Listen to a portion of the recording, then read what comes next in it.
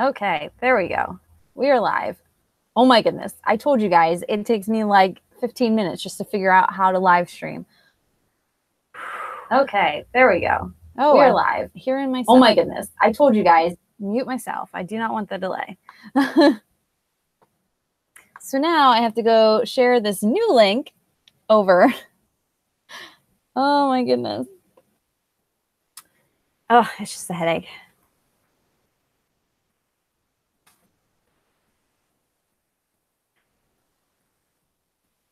I like messed something up. I don't know what I did, but I messed something up with whatever I did before. I don't know. I suck. Technology has never been my strong suit. I'm not afraid to admit it. Okay, so pinned to my profile so people can actually find it. You now. All right. Oh my goodness. Let me just do all this paperwork stuff, and then we'll be good to go to actually talk. Goodness. Oh, okay. Shorten this. Can I shorten this baby down? Yeah, there we go. That's right. Okay. Sorry, guys. I am so sorry. I am trying to do like technology is just not my thing. It's just not. I fail at it. So now I'm letting people know where the real link is. I should probably delete the old tweet. Had the original link. I'm so sorry. I will get this. By the time we get to the 13th book, I'll have this down. I promise. Promise. This I promise you. Okay. Goodness. Okay. Just let people know over on the Grinchathon Twitter. Oh, and then we'll be good to go. Okay.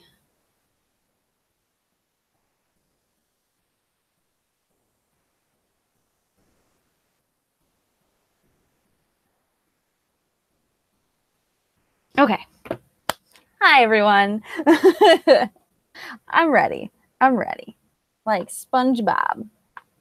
Okay, maybe I'm not. What's going on?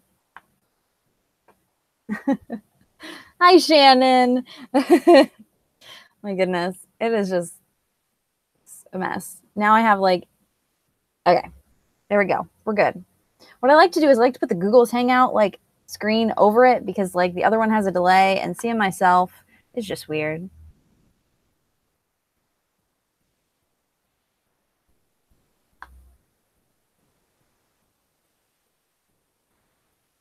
My goodness. I am just, I'm a mess. I am a mess. My goodness. Is that nuggets I see? All right. So phone's down. I got water. I'm good to go. Okay. All right. So hi, guys. Today we're going to be talking about The Reptile Room, which is book 2 in the series of unfortunate events. Do you like all my little tabs, by the way? They're little kitties. They're kitties. They're kitties. Look at little kitties. Little kitties. Cute. Anyway, so I may have just read it today because I'm a last minute Sally on everything. It helps that I'm in a lot of pain, so I couldn't really do much of anything today because my back is broken. But anyway, yeah, isn't it? Yeah, they're really cute tabs. I got them at Target on clearance. Anyway, you can never have enough tabs as a booktuber, by the way. I've learned that you can never have enough tabs. Never. So yeah, so what's up? So how did you like book 2, Shannon? I know I love that this is your first time reading because it makes it so exciting for me because I love to hear reactions. Oh, book 2 is one of my favorites. I absolutely love it. It's so good. So good. It's one of my favorites. Yeah, my back. I pulled it out on truck day at work. I pulled it out on the first pallet I had to unload out of 5. I had to unload 5 pallets. and I pulled it out in the first one. So then I had to unload the rest of the pallets with a broken back. It was awful. It was awful. It was not fun, but it'll heal. I've been through worse. It'll heal. Oh, you loved it. That's good to hear. I love it. I love it. I think part of the reason I love it so much is I really like reptiles. I'm really into reptiles. So it just started raining outside, like downpouring. Anyway, so yeah, I really like reptiles, and I think that was like I think that played into why I loved it so much. As a kid, I wasn't too into snakes, but there are other reptiles mentioned in the Reptile Room. That is really great. Yeah. So what did you think of Dr. Montgomery? He's something. He is something.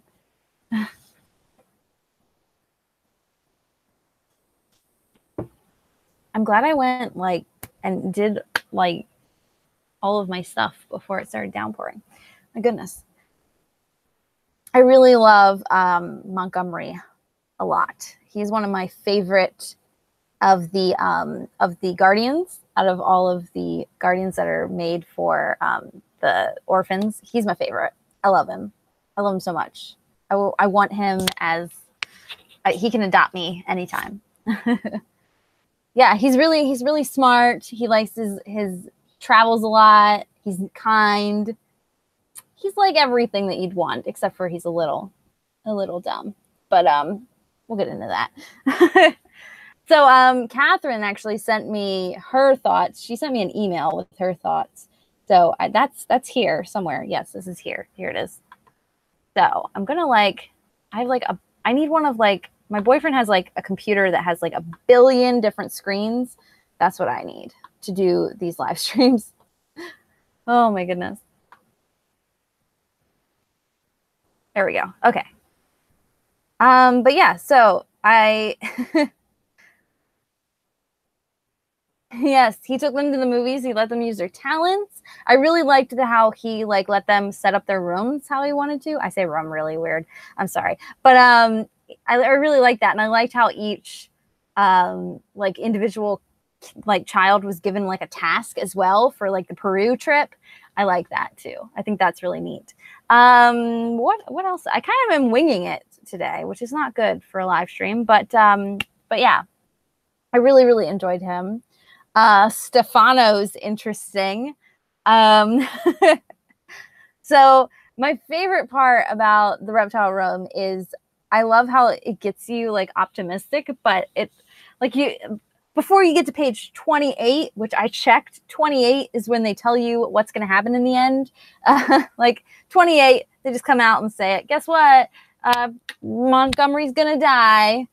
Uncle Monty's going to die. It's oh, whoa.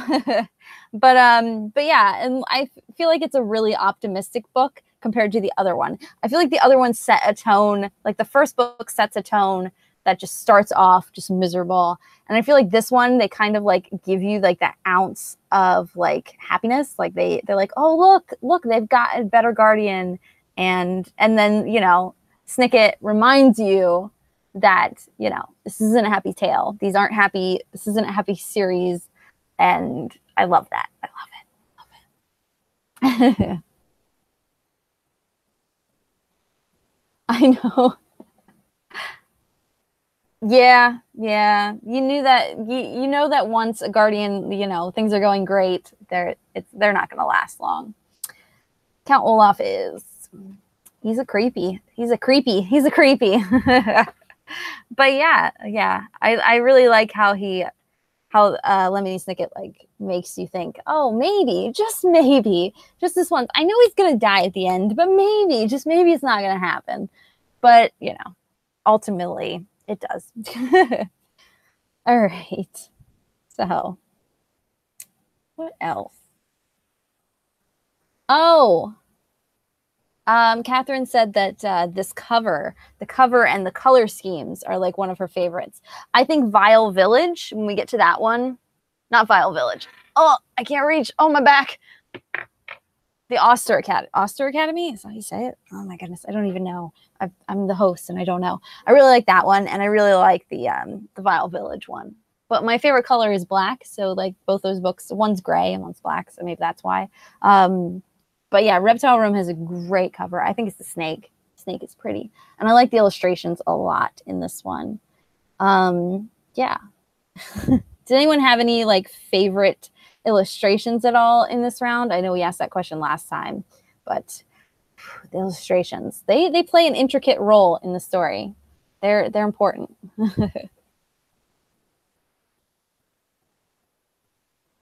Oh, that's awful. The TV tie-in cover. Oh. Mm. Oh, that's awful. That's awful. I was at the library yesterday. I was at the library yesterday trying to suss out like my thinking about what I wanted to do for Borrow-a-thon. And they had the series of unfortunate events there, and they had one movie tie-in cover for The Wide Window, which was really depressing. That movie, terrible. It's terrible. But yeah, really love like the illustrations though. I don't know if you've seen the regular cover, Shannon. I don't know if this is doing any justice, but the regular cover is really cool. It's really neat. I don't know. Maybe it might also be like the Slytherin in me that really likes it because of the snakes. Maybe that's it. I don't know. Well, if all else fails, Shannon, you can let me know and I can mail you a copy of book 3 because I have tons of copies of all the books. I have multiple copies of all of them. So I can set you up. But yeah, they yeah, the cover is really cool. It's really neat. You can see like it's really hard to see, but you can see like behind them there's like all these cages, and inside the cages there's like different creatures in them. It's really neat. And there's like I really love like the guy who does the illustrations for these because like he really like pays attention to details. Like there's like so many like snakes on like the cover here, and like just this little symbol in the middle is like snakes and just little things. It's really, really cool. I really like it. And every single book always has, oh, maybe it's in the hardcovers. It's in the hardcovers. Every hardcover one has like a little picture on the inside with Count Olaf in his disguise for that book, which is pretty cool. Yeah. But like the illustrations, like look at this house. I want to live here. I love everything about Monty's house. He even said it in that little blurb up there, but Monty's house is gorgeous. It's one of the most gorgeous houses. Oh, would love to live there. But yeah. Okay, what else? Oh, you said about Count Olaf being persistent. Yes, I wanted to mention that. He is definitely a Slytherin, which I am ashamed to put him in the house with me, but it's okay. We have so many bad people in Slytherin. It's all right. But he's very ambitious. He's very ambitious. He's definitely a Slytherin. But yeah, he does not stop. He wants what he wants, and he's going for it. He doesn't care. I think I have cats trying to get in here. Maybe cats. Hello. Yeah. I'm glad you at least got like the inside illustrations, because they're really, I feel like the illustrations play such a like big role in the story. I think it's really important. Really important.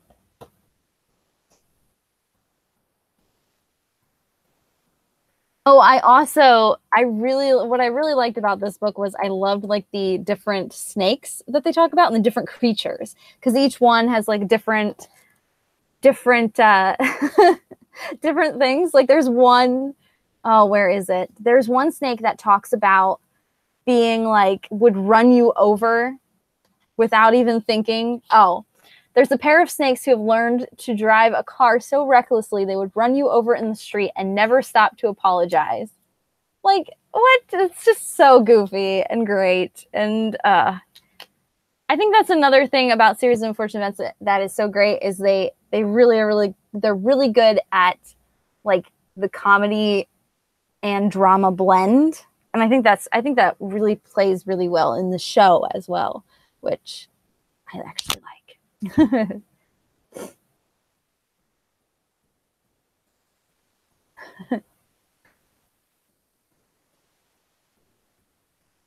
Yeah. Olaf's ego. See, speaking of that, there was a small little mishap that I noticed this round with the children. I like when they revealed that I wanted to strangle them. It's like one of the first times in like the series that I'm like, you guys know that he's trying to like get your fortune. You know that he's a bad guy. Why would you tell him this information? And it's when Monty tells him, when Monty brings up that he's tearing up Stefano's ticket because he's like thinks that he's like from the herpetology. He's dumb. But when he tears up his ticket, the orphans go and they tell Count Olaf about it. And I'm like, why would you tell him? You guys are just gonna leave in the morning and ditch him. Like they could have had like their happily ever after if they would have just zip it. Just zip it.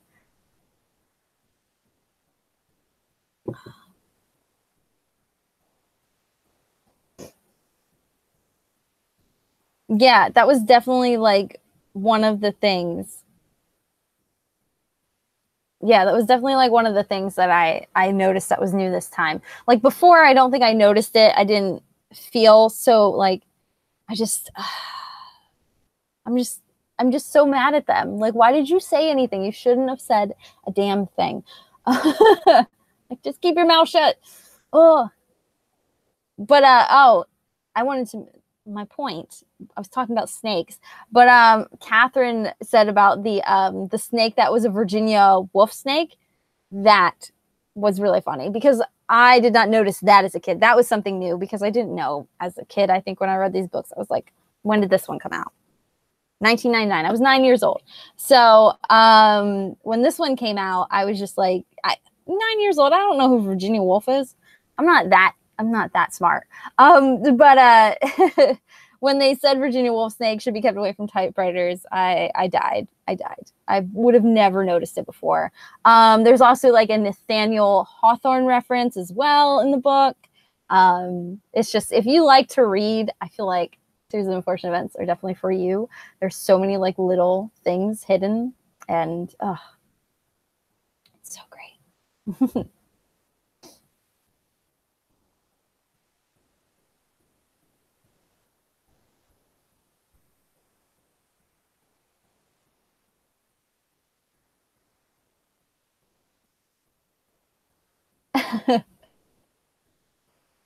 Yeah, I had to like look up.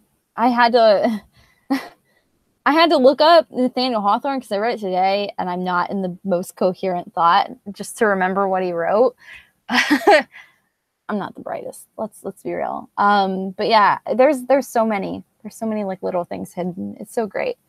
The show does that too. If you watch the show adds like so many little Easter eggs and things, and they like do little like odes to movies and to shows and to the books and the TV series. I just can't. It's really good. I finished up season 2 finally, and yeah, good stuff. It's good stuff.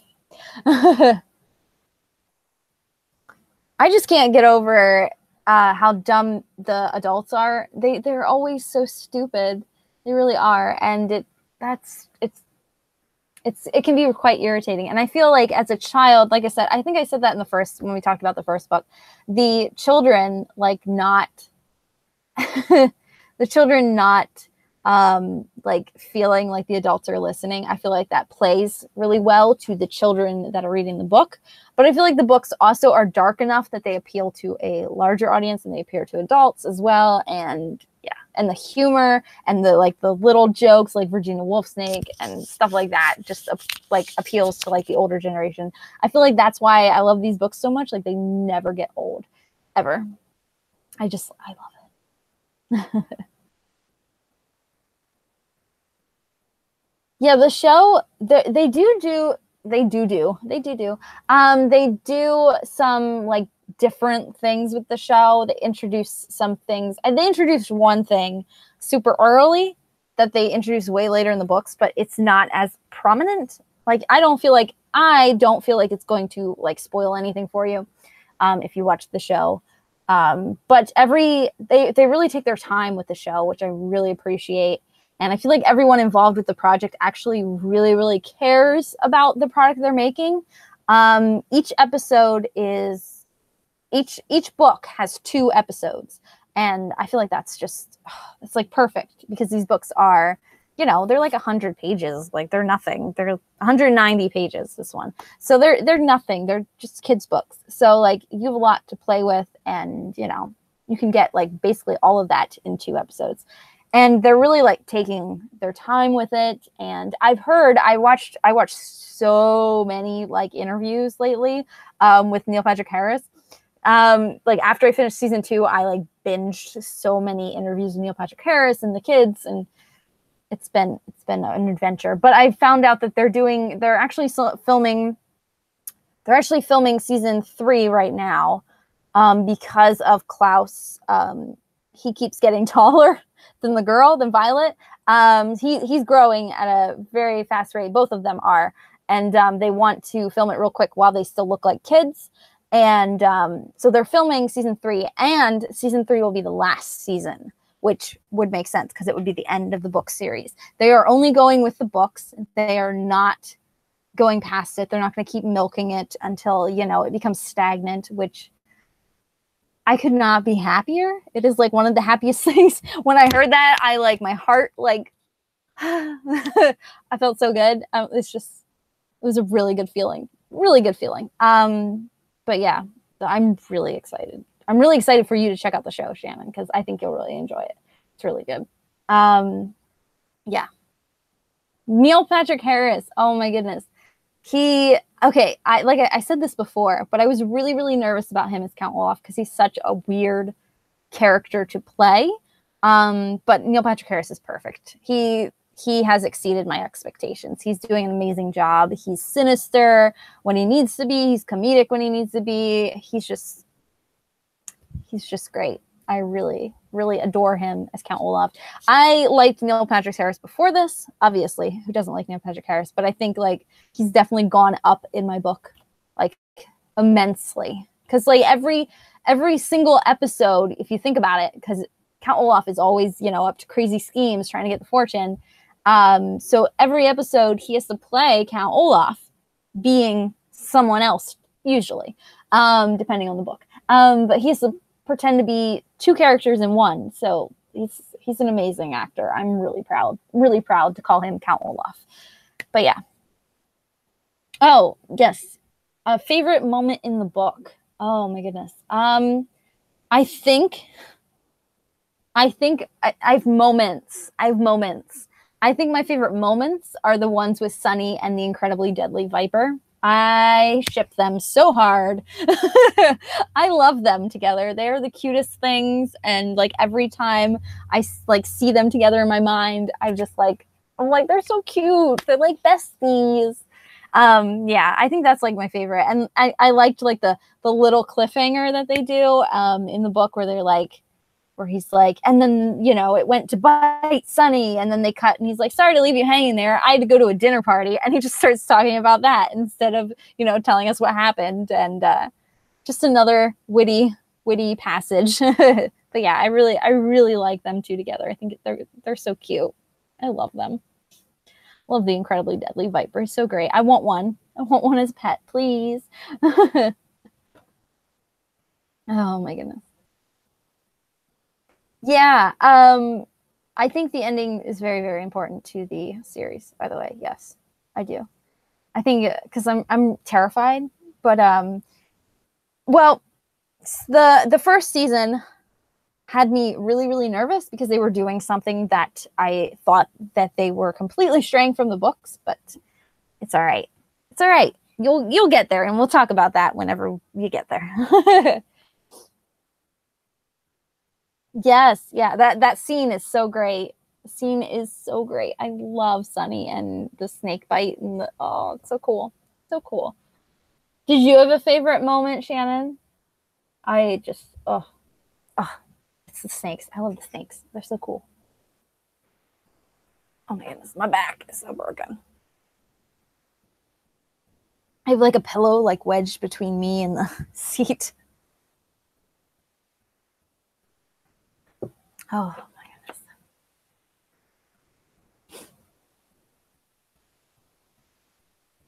Oh my goodness. I am like so. What else did I want to talk about? Yeah. See, we got the same favorite part. That scene is great. I really, really adore that scene so much. Yeah. They're so cute. They are just so cute together. And I love how playful like Sunny is. Like she just bites the snake back and it's just like having a pet. I was really, really sad at the ending though. You know, Sunny really wants to say goodbye and I'm just like, oh, don't separate them. So sad. Yes, yes. They do that in every book, I believe. Every book, I believe. That's a very unique style of writing that I really love about Lemony. That he like I feel like he educates children without making them like feel stupid. I feel like that's really cool way to like incorporate education into your books at the same time. I think that's really, really awesome. I love that he like explains words and they do little tangents and meanwhile back at the ranch kind of thing. And I think that's a lot of fun.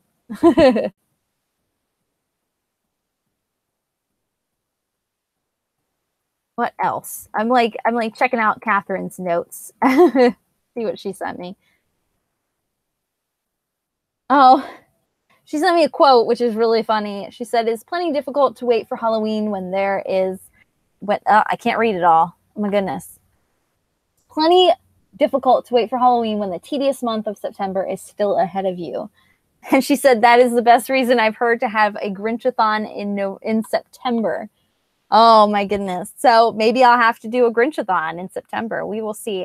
I will be surprised. I'll be starting school. Well, you guys already know. But I will be starting school in August or September. So we will see. It might be a little hectic, but maybe I could fit. We'll see when the breaks work out and everything. Well, maybe I can fit a Grinchathon in there somewhere. Maybe. We'll see. We'll see. That's a really good idea, though. I'm gonna put that on the calendar. I don't think Catherine's coming to live stream. It might just be an intimate you and I thing at this point. Yeah, I think she has to work. So she sent me like a whole bunch of, she sent me an email with like her thoughts and everything. And I tried to print it out, but my printer's very fickle. It decides when it wants to print, when it, you know, so I just have to keep pulling up the document. But yeah. yeah. I am definitely, it might be too close to the other round of Grinchathon. I think I might be doing a Grinchathon round in July, I think. Because Christmas in July thing, you know. But I might be helping out with Alphabathon as well. We'll see. Because I think they're doing a month long readathon. So I kind of don't want to interfere too much with that, but we will see. And also that'll be before school. So we'll see though. Maybe we'll see how school works out first, how going back works out first, and then if all goes well, then we'll squeeze in a Grinchathon in there. Maybe I can use the sprints to read textbooks instead of reading books, regular books. I know there are so many readathons. Oh, I think this month, if you saw my TBR, I took a step back a little bit. I'm kind of taking it easy. I only have 2 readathons on my schedule, and one is only because I'm a host. So I'm taking it really easy. I'm easing myself back, but yeah. All right, let's talk about Count Olaf, shall we? And his creepiness. So I think Count Olaf went up a level in this book. I think he went up a level of creepiness. We saw what he was truly capable of, because in the first book, he just tries to marry Violet. It's still really creepy. There's a lot of pedophilic vibes coming from Count Olaf. I'm not going to lie. But I feel like he definitely took it up a level. You really see, in this book, it gets a lot darker. And I think you really see what he's willing to go through to, you know, take care of business to get this fortune. He wants it, and he is, you know, going for it. But I think you really start to finally really see that in book 2. Like, because in the first book, you know, he's still creepy and he's still trying to get their fortune, but he's not like murdering people yet that you know of. It's just comes to a whole new level. And Catherine said that she mentioned the when they're all sitting at dinner and Stefano first comes in, they're all sitting at dinner, and Count Olaf is like running the knife under the table and scraping like Violet's knee with it, which is just creepy and pedophilic, and just I'm not a fan of that moment. Just not a fan. Oh my goodness. Yeah. Yeah, you knew that Montgomery was going to die from page 28. I wrote it down because I couldn't remember when they tell you. And they do reiterate it throughout. I love that. But yeah, you know that's going to happen. It's like going to happen for sure, and that's really freaking scary. But like, you know, Stefano at the end, you know, he says that he reveals that he killed that other guy, the original assistant, and it's Count Olaf is just, he's something. But you really see the lengths he's willing to go to in book 2, I feel like. And like, he is like, yeah. Yeah, he was threatening the kids like a lot throughout the book with the knife, and like really getting violent. Like, striking Klaus across the face is one thing, but like getting a knife out and like waving it around, that's, yeah, he's really nuts. Yeah, two people. Mm-hmm. It's really weird. Hey, I don't know. Bane's trying to talk to me. But yeah, he's something. Now, did you realize, Shannon, that the hook-handed person was Dr. Lucafont, the guy who does the autopsy on Dr. Montgomery? Did you realize that he was a part of the troupe like right away, or did it take you a minute to figure it out? Because like the second he mentions, I mean, I already knew because of how long ago that I read it, but like, I think the second that he mentioned like his oddly shaped hands or oddly moved hands, I'm like, wait a minute, something's up here. What's going on?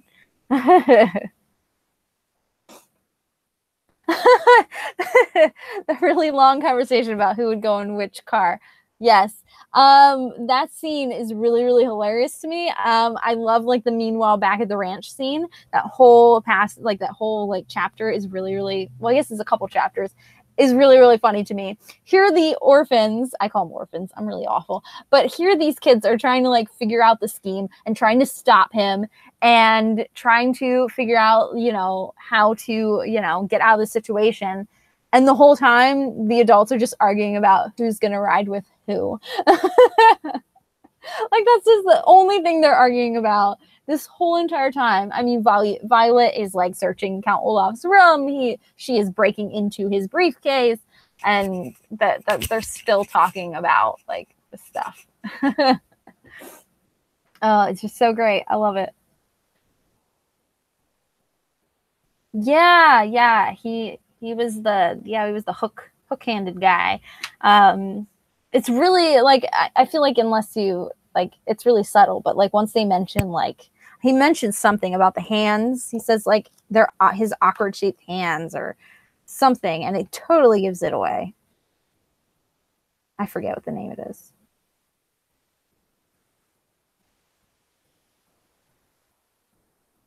I don't know where it is.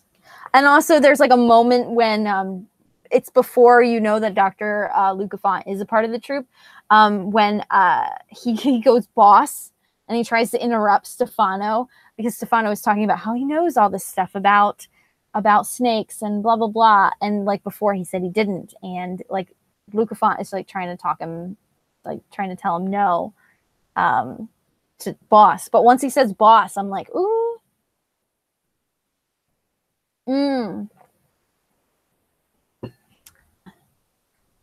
Bane's tail keeps like flying over here, so I hope it doesn't like block you guys. There he goes. He's sitting down. He's good. Yeah. A bit silly is putting it very nicely.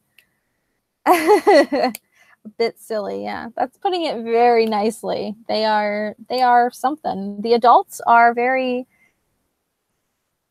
something. They're very frustrating. I think as I've gotten older, I think they become more and more frustrating as I get older because I'm like, why are you not taking these children out of this awful situation? Oh, my goodness. There are so many troop members. So many troop members. There really is. So many. So many. Bane is trying to drink water he's trying to drink my water.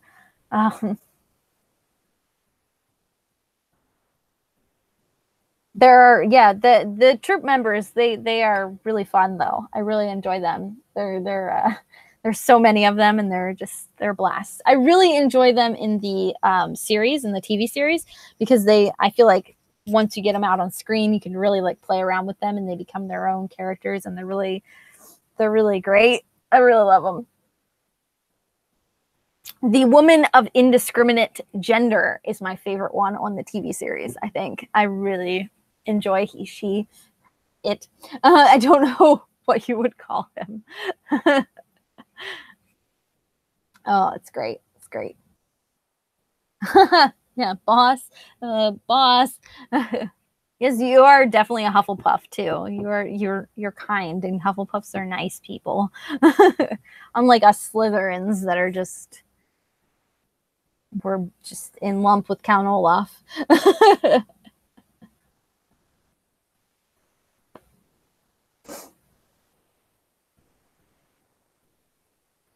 Yeah, I feel like once you check out the show, the troop members will stand out more for you because they are all very different. They don't play a huge role in the story, I don't feel like, but like they are fun. They're really fun. Oh my goodness. What else? Catherine's notes are really funny, by the way. She wrote some really funny stuff. I wish she was here. She did. This is a summary of the book. She said, Uncle Monty, so smart, but so dumb. I'm like, yes.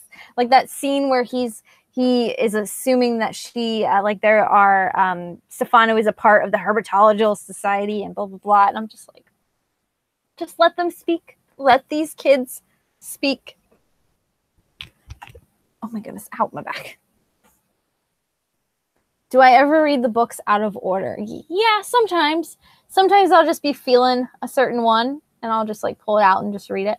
I feel like it's a series that's very doable that way. I think Lemony Snicket like sets it up in a way that is very, like, I feel like if you pick up Reptile Room without picking book 1 up, I don't think you're gonna miss too much because I feel like he kind of reiterates everything over again. But yeah, I sometimes I wouldn't do that like first time reading it, obviously, but yeah, I do. I jump around sometimes. Sometimes depends. I prefer to read it straight through. Sometimes I read the first book a lot. The first and the second book. This one and the first book I've read more than I think the rest of the series. Book 3 it's not my favorite. I do like it a lot. I like all of them, obviously, but book 3 is not my favorite. I just we'll get into that at some point. Yeah, I am really sad that Catherine's not here. I'm glad she sent her notes, though. It's like having an extra person. Yeah, she had to work, I guess, because I think she's on Europe schedule. I think I'm not sure where she's from, but I think our schedules are way different.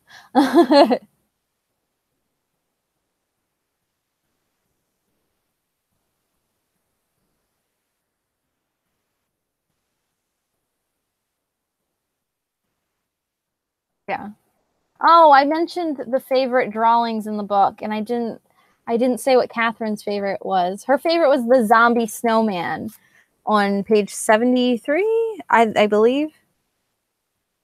70 something, 70, 78. It's 79. That one is really cute.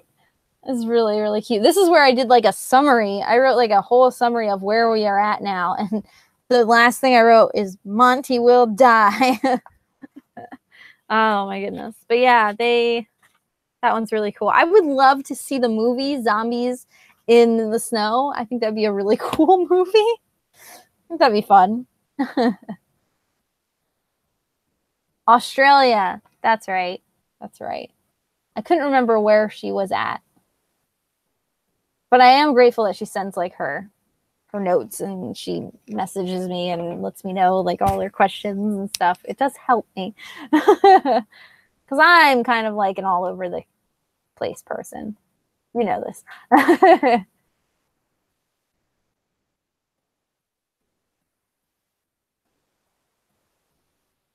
my notes in these books are nuts. They are ridiculous. I write some really, really funny stuff.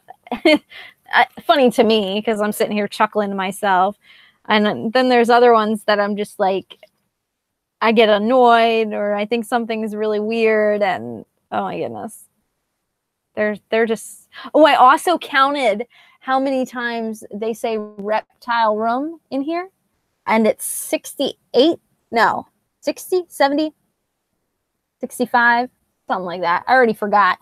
I only counted. No big. It's a lot. I think that actually segues pretty good because I think what's her face? Catherine mentioned she actually like counted certain things that happened in the Reptile Room, and I think that's pretty cool. She counted how many times Poe coughs or is mentioned coughing, and it's 14. The word snake or snakes is used. Oh my goodness, I don't know how she counted this one because this is a lot. It's 96 times, and even I, as reading, you notice that it's mentioned a lot. So there, I can add Reptile Room to her list. Ooh, I'm like knocking over stuff. What else? The children are called orphans 66 times. And Sunny says something explained by the author 12 times. I just love that she actually went through and like counted what each time these things were said. I think that's really cool. Really tedious. I only did Reptile Room and I can even that was like hectic.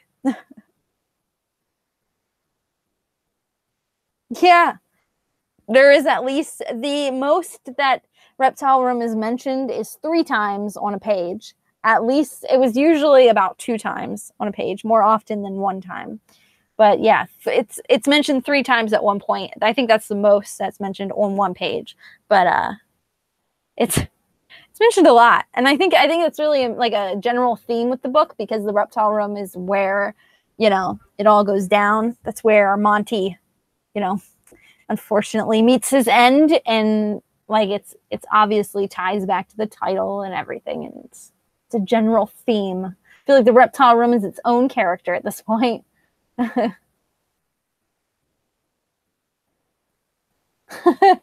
She would definitely win the Reptile Room version of Big Brother. That's really funny. Should be a Reptile Room game, like an escape game. Oh my goodness. That would actually be really fun. They should turn that into one of those escape rooms and make it like a Reptile Room escape room. I would be into that. I don't even like escape rooms. They should make just an entire series of unfortunate events themed one, and I would go there. Oh my goodness. That would be great. That would be like my dream. If they ever make a series of unfortunate events world, like they have Harry Potter world, I'm there. I'm down. I am down. They never will, but I'm down. Oh my goodness. She really like noticed a lot. Like snakes is mentioned. I noticed like after I read that note, I'm like, wow, snakes is mentioned a lot. And I'm like, she didn't count how many times Reptile Room is mentioned, so I'm gonna look that up. And I did that like every time it was mentioned. I'm like tallying. It's nuts. So crazy.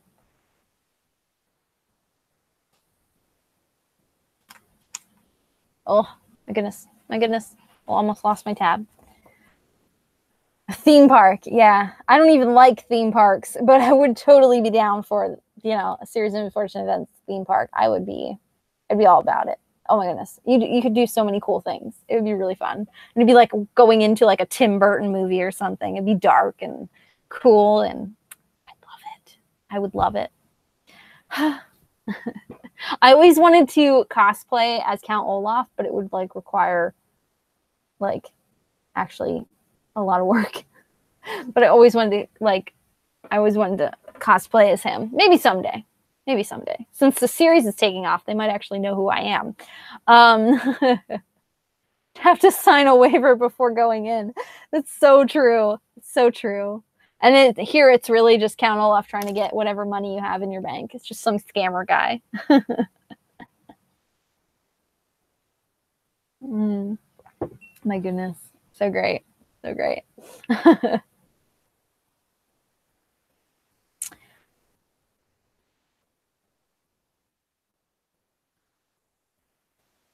What else?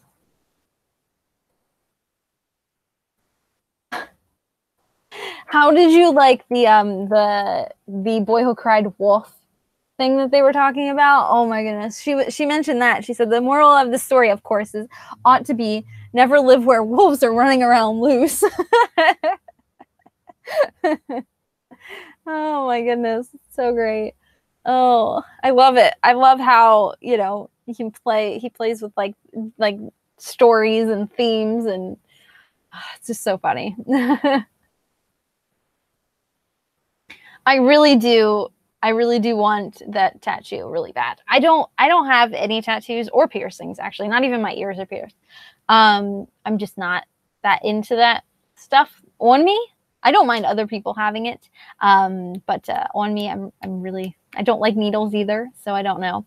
I always said that if I followed through with my career, there's like a pretty bird on the line over there, like fanning itself in front of me because he's all wet from the rain. But anyway, I always said that if I followed through and I went to school and I actually got a job in the field that I want to, I would get a little, well, not on this arm, because I have a scar on that arm that I really like, and I don't want to cover it up. Is that weird?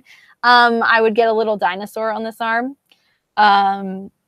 in like commemoration of getting that degree. But we will see if that I actually follow through with that. Maybe after that, after I've had like my cherry popped from tattoos, then maybe I'd get like the ankle eye. But I would probably get it a little nicer looking than the one in the series, because the one in the series is not a pretty thing. I'd want it to be looking a little bit better. It'll be Count Olaf 2.0.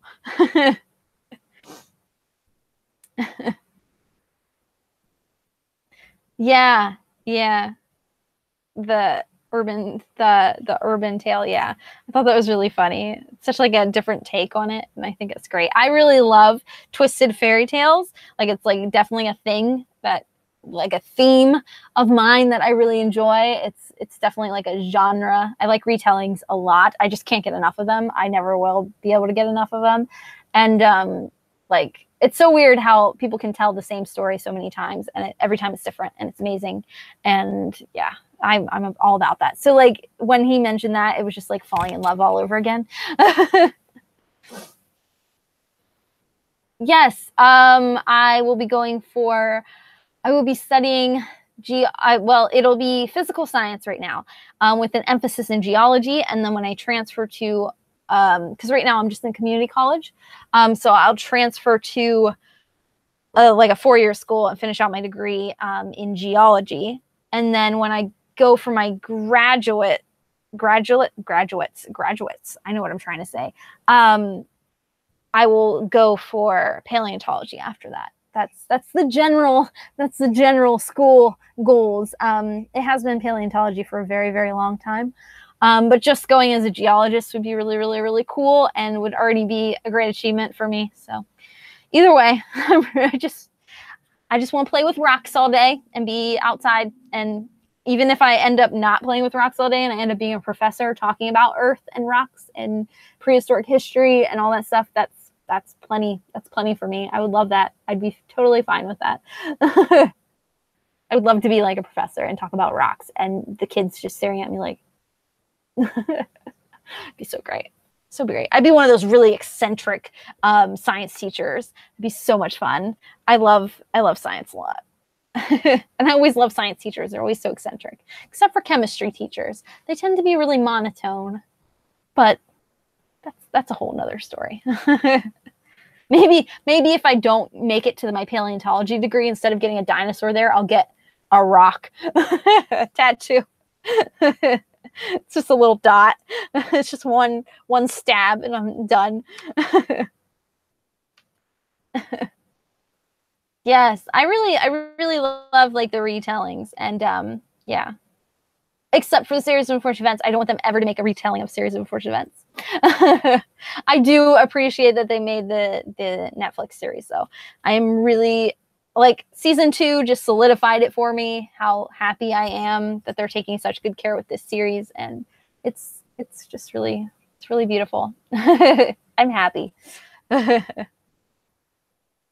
Yeah, it's a lot of science. I really like earth science and like the geology portion of everything, but I do have to take like chem and physics, and I have to take a lot of math, which is really, really gross. Really gross. I have to go like up to like calculus, like a billion, and like, statistics and all that stupid stuff that is actually probably not going to be of any use to me, but you know, it's college. They like to make you take a whole bunch of courses you're not going to ever use. But I am really excited. I've already taken, because I was in school 3-4 years ago, and I failed out. Let's not tell anyone. I failed out. It was just too much. I was going through a lot. It's too much. And I was really working a lot of hours, and I had my manager like disappeared for a period of time where I was running my store that I work at by myself. I wasn't a manager. I wasn't being paid for it. I was running my store by myself for 3 months, working every single day for 3 months straight. Some days, all day. It was awful. It was awful. And I wasn't being paid for it. And it really took a toll on like my education. But I don't care about that place anymore. So if it goes to hell, it's whatever. But anyway, yeah. Yes. I wouldn't mind being a professor. I think that'd be fun. Physics teachers are really dry. I had a really fun physics teacher in high school, but I still almost failed that class because physics is hard and physics is weird. And I'm the kind of person who I'm a visual learner and I'm a hands-on learner. Like, if you took me out and took me with a geologist like today and they taught me from scratch like what they do day to day and made me like get my hands dirty, literally, I would probably do way better than all of this going to school stuff, because I don't learn from going to school. I learn, but it's basically just trying to get the paper to prove that I know what I'm doing kind of thing. Yeah, life happens. It happens. Whatever. It happens. I'm excited to go back. Where were we? We're supposed to be talking not about my life here. We're supposed to be talking about this book. All right. Okay.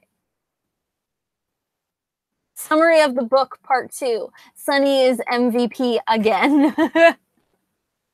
She really is. Sunny, like, she's pretty awesome. She's small but fierce. She's a girl after my own heart.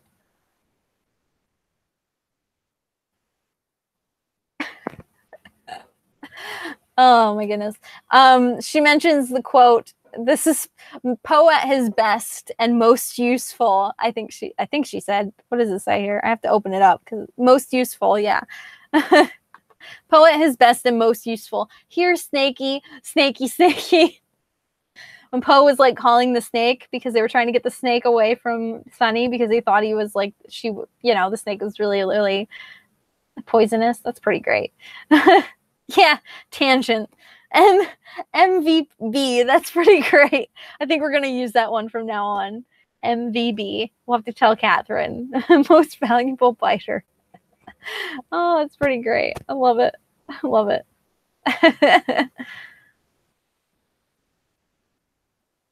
Oh. Oh, we did mention Meanwhile Back at the Ranch. Out of place, but so funny. Yes, very true.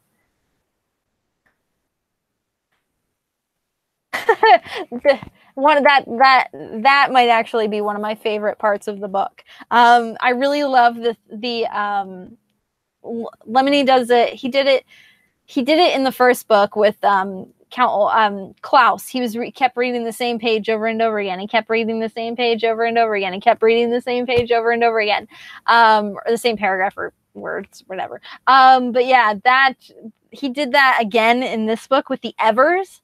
He had that whole page of Evers, because why wouldn't there be? I love that. I love that. That's so great. So true. I love that he does that with like his books. Like I feel like his books don't have like a set format, and I really, really enjoy that. I think that's great. Like you don't know what's gonna happen in these books because it's just all over the place. It's nuts.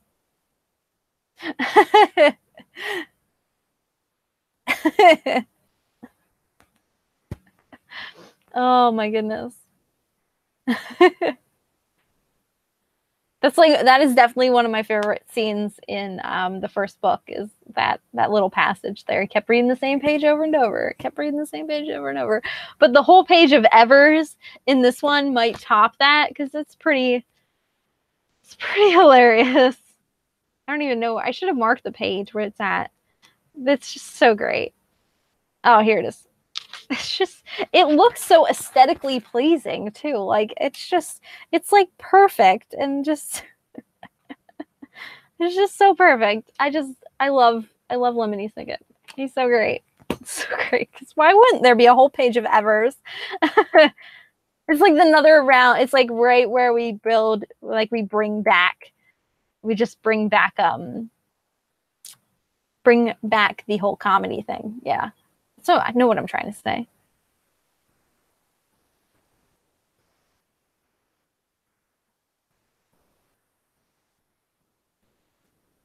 Oh, she also mentioned the first real word that Sunny says ever is brilliant. It's the first real word that she uses.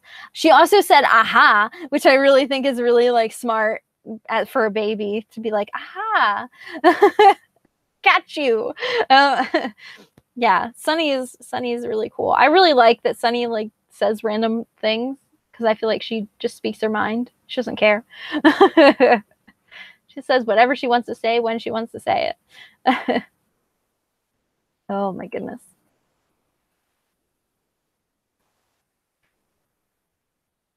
Oh, what else? Is there anything else to talk about? What else? What else? We talked about.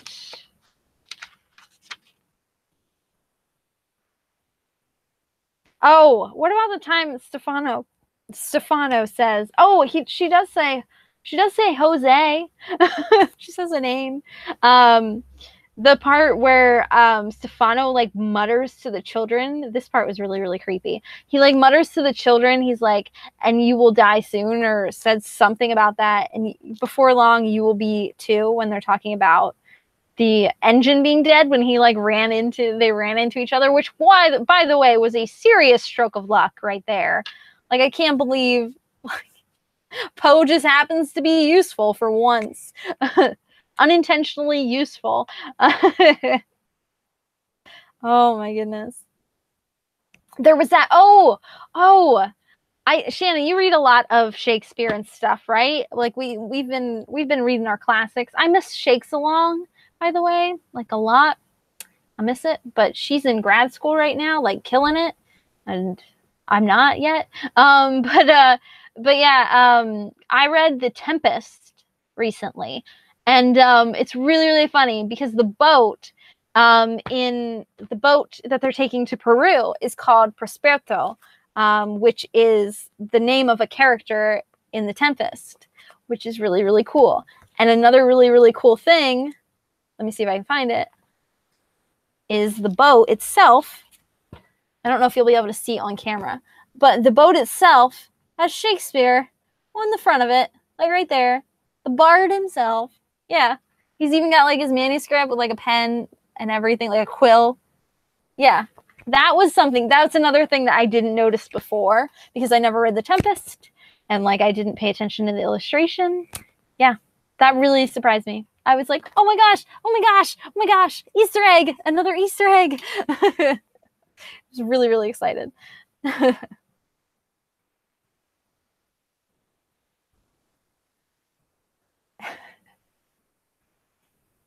She did. She said a real word. Finally, we start to get a real word out of her.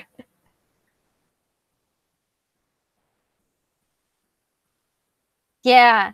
Yeah. Monty didn't let them speak. Poe doesn't let them speak. Like it's definitely an adult thing throughout the series. I feel like it's a theme that does come up like a lot. The adults are very incompetent. This is the best way to put it. They're so incompetent.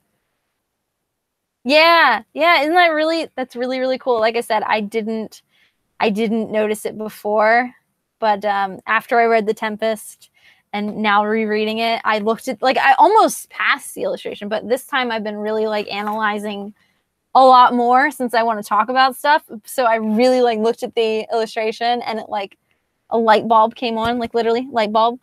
And it's just like, oh my gosh, that's so great. The boat's even like a little beat up and everything. Looks like it's going to get lost at sea. So great. So great. Oh my goodness.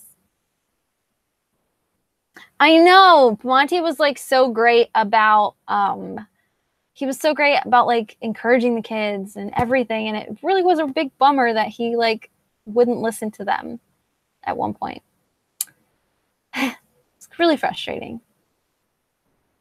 I can't remember, but that's either something that I think that might be something that they changed in the show a little bit. Not a lot, but a little bit, I think, because the show sticks to the books a lot. But you can let me know when you rewatch. I'm playing with a hanger. I don't know. Don't judge me. But yeah, I think they might change a little bit. They do some weird stuff with the show, but it's still in the realm of being okay and true to the story that I'm fine with it.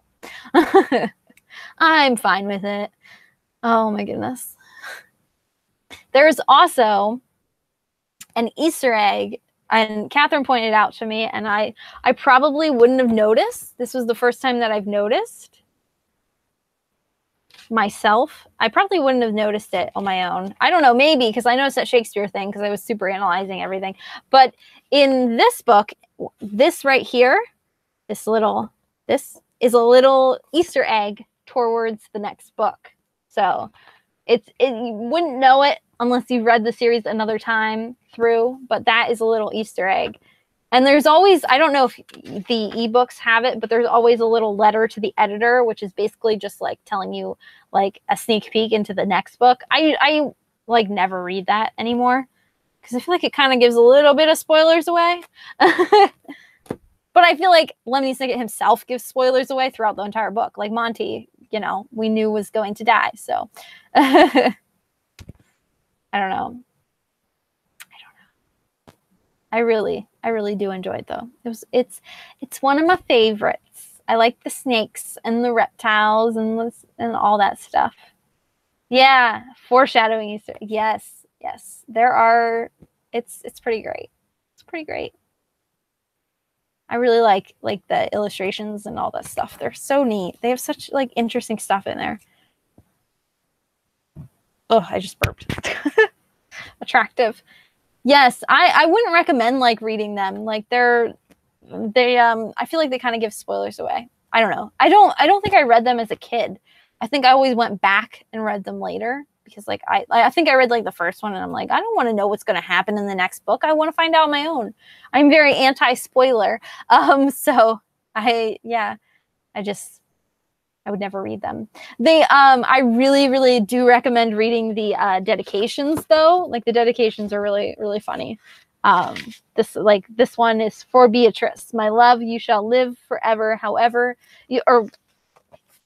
let me try again because I can't read apparently.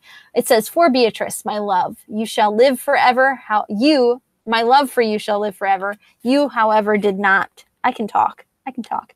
But yeah, I really recommend reading the little, it's probably backwards for you. What am I doing? I really recommend reading the little dedications. They're pretty funny.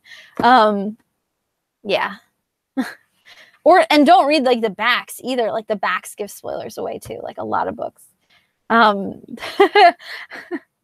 This is really, the back always tells you, like, it's like a direct letter to you, and it tells you not to, it always tells you to put this book down, don't read it, all kinds of stuff. It's so funny. Says the 3 siblings will endure a car accident, a terrible odor, a deadly serpent, and a long knife, a large brass reading lamp, and the reappearance of a person they hope never to see again. I didn't know if it was backwards for you guys or if it was forwards. Whatever. I don't know. Oh my goodness. I think that's about it. I think that's like all I had to say about the second book. I don't know. Did you have any questions, comments, concerns? My one teacher used to always say that. Questions, comments, concerns. Yeah, it basically like spoils like the whole book, basically. I don't know. Some people like spoilers though. My stepmom loves them. Like if I'm watching, like 13 Reasons Why, she watched like the TV show. I don't think she's ever read the book. I don't think she ever read the book. But she did watch the TV show. And she's like, just tell me what happens. I'm like, well, the TV show is a little bit different. They did do a few things different. I'm like, but this is what happens in the book, blah, blah, blah. And, but yeah, she likes spoilers. She's like, I just can't take it. I want to know what happens next. And I'm like, you could just watch it. I don't know, though. 13 Reasons Why was one of those Netflix shows that I can only watch one episode at a time. It was one of those shows that I cannot binge watch because it hurts. Like, it takes a lot out of me emotionally. And I feel like that show and I'm grateful but not grateful at the same time. The Handmaid's Tale only has episodes that come out weekly, because they are pretty tough on my emotions as well. But yeah. Comments, concerns, questions. I love it. Oh my goodness. I think that's it. I think that's all. Yeah, she's really weird. She's the only person that I know that's like that, like loves spoilers. My boyfriend is the complete opposite. He hates spoilers. Like there are, like he will get furious. And I don't blame him. Spoilers are bad. Yeah, I really loved, 13 Reasons Why is one of those touchy subjects. Some people like, a lot of people don't like it because it glorifies suicide, and I don't feel that is true. As someone who has dealt with depression herself, I don't feel like suicide is glorified. I feel like it's put in a real light, and it gets you to talk about the issue and all that stuff. But yeah, I love the show. I loved the book, loved the show. I want more of it. Can't wait to get season 2. Yeah, I should wrap up and go rest my back. I probably won't. My boyfriend and I will probably play a video game, maybe. But hopefully he will give me the gaming chair, which has a nice little like backrest thing. Oh my goodness. I have to work tomorrow, so hopefully it's feeling a bit better. I'm moving a bit better than I was yesterday, but we shall see. I did enjoy it. I do recommend it. But like I said, like I can only do one episode at a time because they're really hard to get through. They're really like emotionally draining. Like I said, Handmaid's Tale is like the same kind of way. Like it's a lot to take in. Whereas Jane the Virgin, like a lot happens in Jane the Virgin, but I can binge that entire show. So good. Oh, it's so good.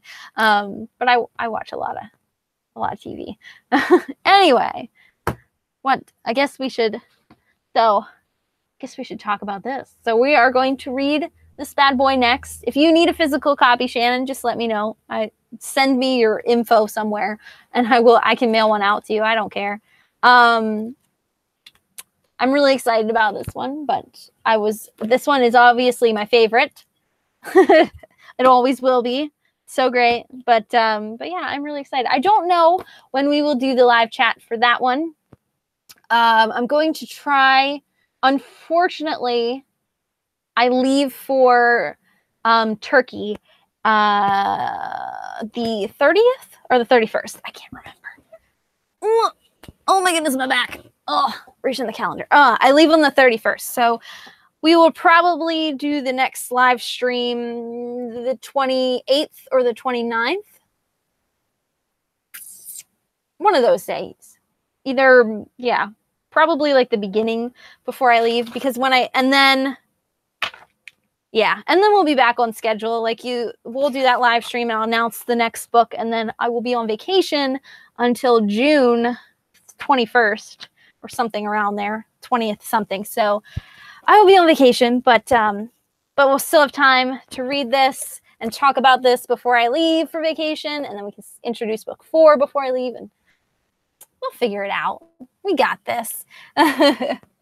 Yeah, 28th or 29th, I would say, because I don't want to interfere with Borrowathon, because I am doing that. There is a live show for that, and there is, I believe, the last day of Borrowathon is my sprint day, so I don't want to do a live show during that. So it'll either be the 28th, the 29th, somewhere around there.